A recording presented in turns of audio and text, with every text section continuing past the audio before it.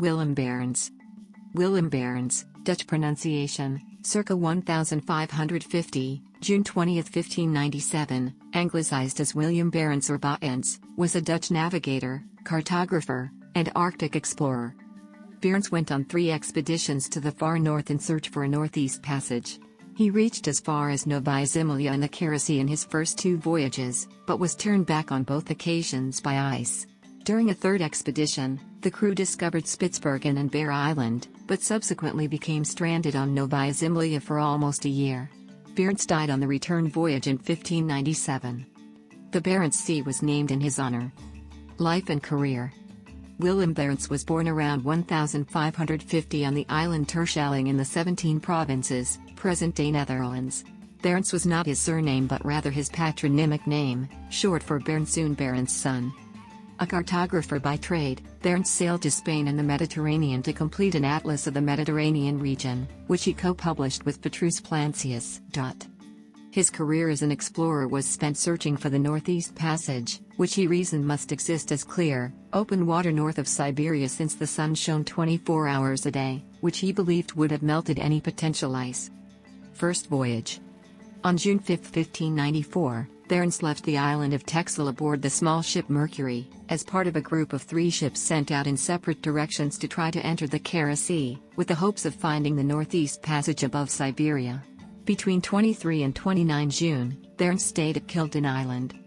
On 9th of July, the crew encountered a polar bear for the first time. After shooting it with a musket when it tried to climb aboard the ship, the seamen decided to capture it with the hope of bringing it back to Holland. Once leashed and brought aboard the ship, however, the bear rampaged and had to be killed. This occurred in Bear Creek, Williams Island. Upon discovering the Orange Islands, the crew came across a herd of approximately 200 walruses and tried to kill them with hatchets and pikes. Finding the task more difficult than they imagined, they left with only a few ivory tusks. Barentsz reached the west coast of Novaya Zemlya, and followed it northward before being forced to turn back in the face of large icebergs. Although they did not reach their ultimate goal, the trip was considered a success. Second voyage. The following year, Prince Maurice of Orange was filled with the most exaggerated hopes on hearing of Barentz's previous voyage, and named him chief pilot and conductor of a new expedition, which was accompanied by 6 ships loaded with merchant wares that the Dutch hoped to trade with China. Setting out on June 2, 1595, the voyage went between the Siberian coast and Vagok Island. On 30th of August, the party came across approximately 20 Samoyed wild men with whom they were able to speak, due to a crew member speaking their language. 4th of September saw a small crew sent to States Island to search for a type of crystal that had been noticed earlier. The party was attacked by a polar bear, and 2 sailors were killed. Eventually, the expedition turned back upon discovering that unexpected weather had left the Kara Sea frozen. This expedition was largely considered to be a failure. Third voyage.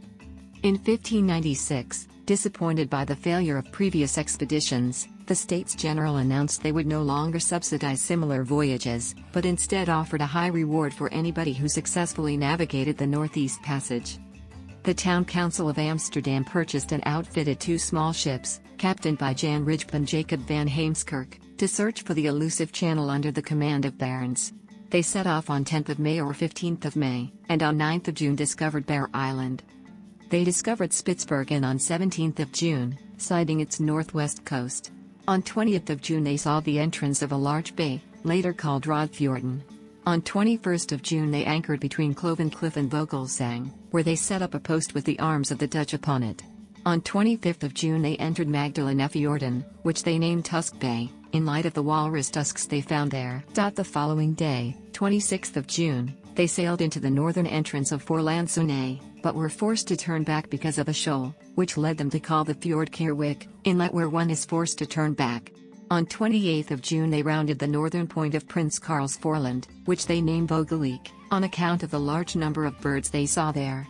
They sailed south, passing Isfjorden and Belsuan, which were labeled on Barentz's chart as Grooten Inwik and Inwik.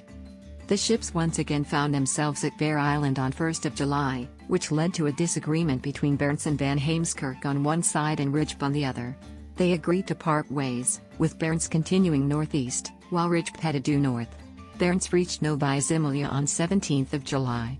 Anxious to avoid becoming entrapped in the surrounding ice, he intended to head for the Voyage Strait, but became stuck within the many icebergs and floes. Stranded, the 16-man crew was forced to spend the winter on the ice, along with their young cabin boy. After a failed attempt to melt the permafrost, the crew used lumber from their ship to build a 7.8 x 5.5 meter lodge they called Het Behouden Huis, the saved house. Dealing with extreme cold, the crew realized that their socks would burn before their feet could even feel the warmth of a fire, and took to sleeping with warmed stones and cannonballs. In addition, they used the merchant fabrics aboard the ship to make additional blankets and clothing. The ship bore salted beef, butter, cheese, bread, barley, peas, beans, groats, flour, oil, vinegar, mustard, salt, beer, wine, brandy, hardtack, smoked bacon, ham and fish. Much of the beer froze, bursting the casks. By 8th of November, Gerrit de Veer, the ship's carpenter who kept a diary, reported a shortage of beer and bread, with wine being rationed 4 days later. In January 1597, de Veer became the first person to witness and record the atmospheric anomaly known as the Novaya Zemlya effect. Proving successful at hunting, the group caught 26 Arctic foxes in primitive traps, and killed a number of polar bears. When June arrived, and the ice had still not loosened its grip on the ship, the scurvy-ridden survivors took 2 small boats out into the sea on 13th of June. Barentz died at sea on June 20, 1597, while studying charts only 7 days after starting out. It is not known whether Barentz was buried on the northern island of Novaya Zemlya, or at sea. It took 7 more weeks for the boats to reach the Kola Peninsula, where they were rescued by a Dutch merchant vessel commanded by former fellow explorer Jan Rijp. By that time, only 12 crewmen remained. Ultimately, they did not reach Amsterdam until 1 November. Sources differ on whether 2 men died on the ice floe and 3 in the boats, or 3 on the ice floe and 2 in the boats. The young cabin boy had died during the winter months in the shelter. Excavation and Findings. The wooden lodge where Barentz' crew sheltered was found undisturbed by Norwegian seal hunter Erling Carlsen in 1871. Making a sketch of the lodge's construction, Carlsen recorded finding 2 copper cooking pots, a barrel, a tool chest, clock, crowbar, flute, clothing, 2 empty chests, a cooking tripod and a number of pictures.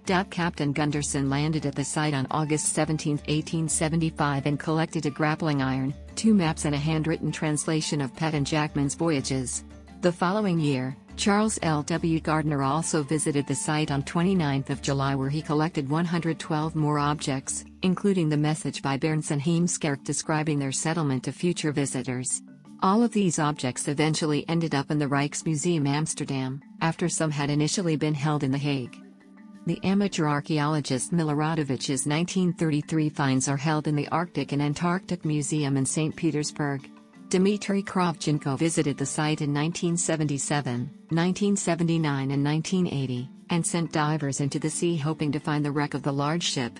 He returned with a number of objects, which went to the Arkhangelsk Regional Museum of Local Lore, Russia. Another small collection exists at the Polar Museum in Tromsø, Norway.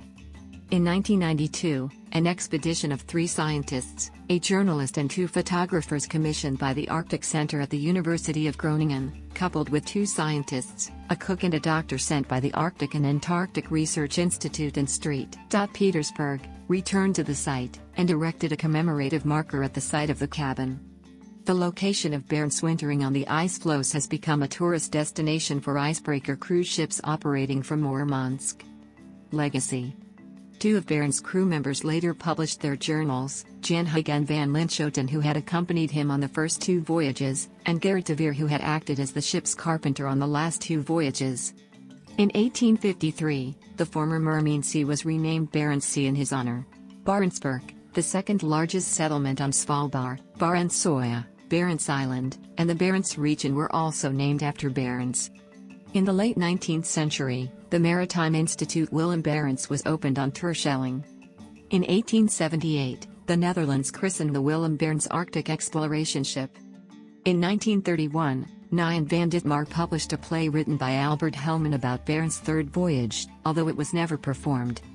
In 1946, the whaling ship Pangothia was rechristened the Willem Barents. In 1953, the second Willem Barents whaling ship was produced. A protein in the molecular structure of the fruit fly was named Barentz, in honor of the explorer. Dutch filmmaker Reinout Hermans released a film called Nova Zempla in November 2011. It is the first Dutch 3D feature film. In 2011, a team of volunteers started building a replica of Barentz' ship in the Dutch town of Harlingen. The plan is having the ship ready by 2018, when the tall ships races will visit Harlingen.